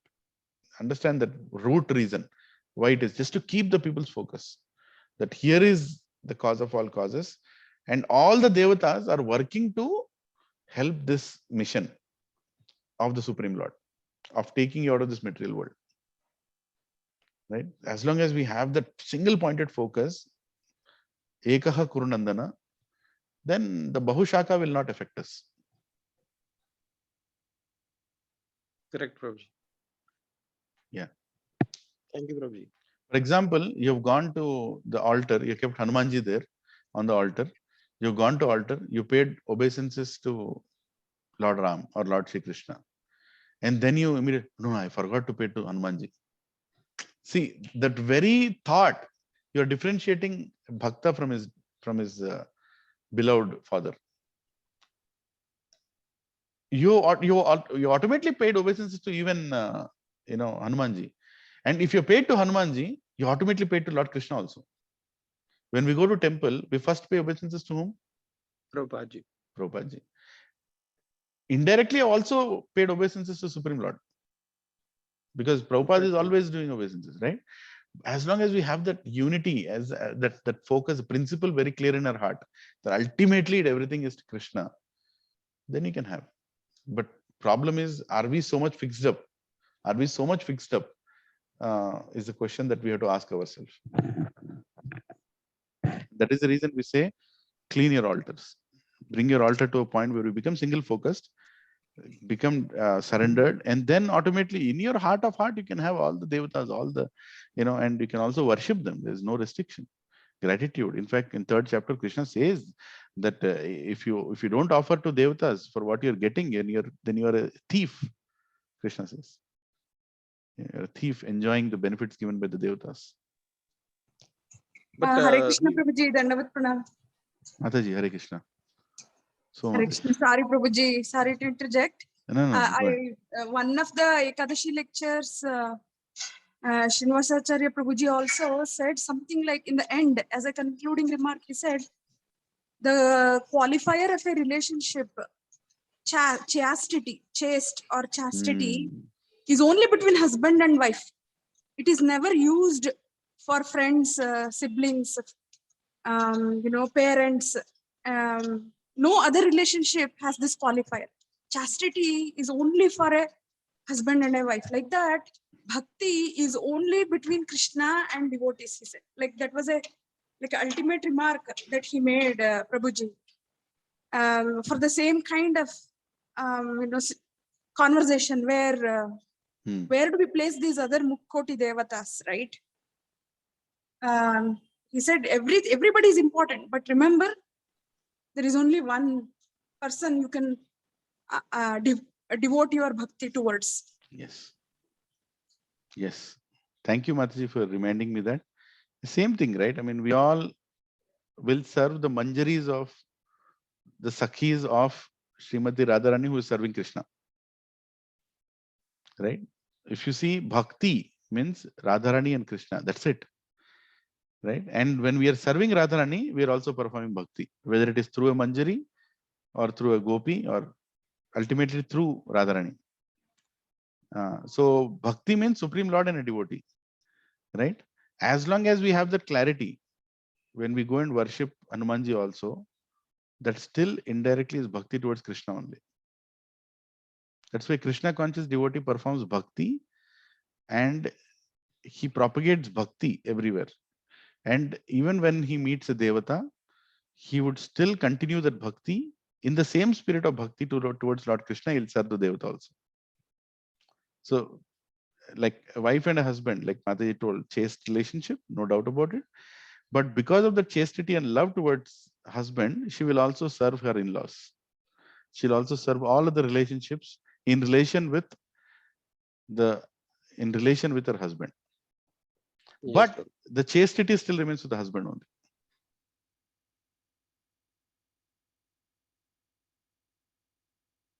Right? Hare Krishna.